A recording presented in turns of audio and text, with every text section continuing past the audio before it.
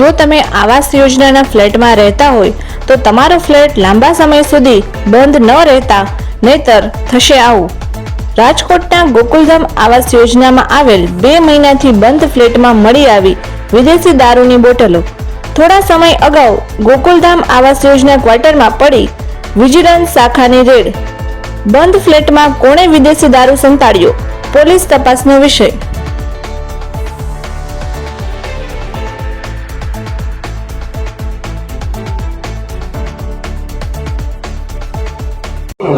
મારું નામ લતાબેન અશોકભાઈ ચૌહાણ.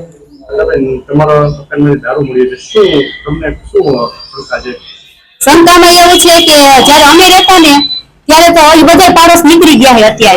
અત્યારે જે પાડોશ રહે બધા નવા રહે છે, એટલે હું એમ કોઈનું નામ તો ન લઈ શકું, પણ એટલું કહું કે આ વસ્તુ જેને કરી આમાં કોઈ સારું માણસ પછી રહી ન શકે એમ, કારણ કે આમાં તકલીફ જેવું પડી જાય એમ. અમે ખૂબ મૂંઝાઈ ગયા કે અમારું આવા તારું આખું બદલાવી નાખ્યું છે, બીજું તારું મારી દીધું હોય અને અમારા મકાનમાં માલ મૂકી દીધો એમ. કેટલા સમયથી મકાન બંધ હતું? 2 મહિના.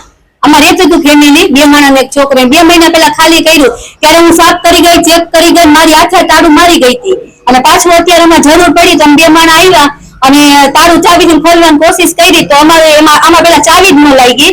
પછી મારા ઘરવાળાએ કંટાળીને અમારું તાળું તોડી નાખ્યું અને અંદર જેવા ગયા ને અહીંથી બોટલ હતી, અંદર 10 બોટલ એક બધું નોખું બધા કોકે રાખી દીધું એમ. ના, મને શંકા નથી, પણ એમ કે આ તારું જ આખું બદલાવી નાખ્યું. અમારું જે મકાન છે એમાં તારું જ બીજું મારી દીધેલું છે એમ.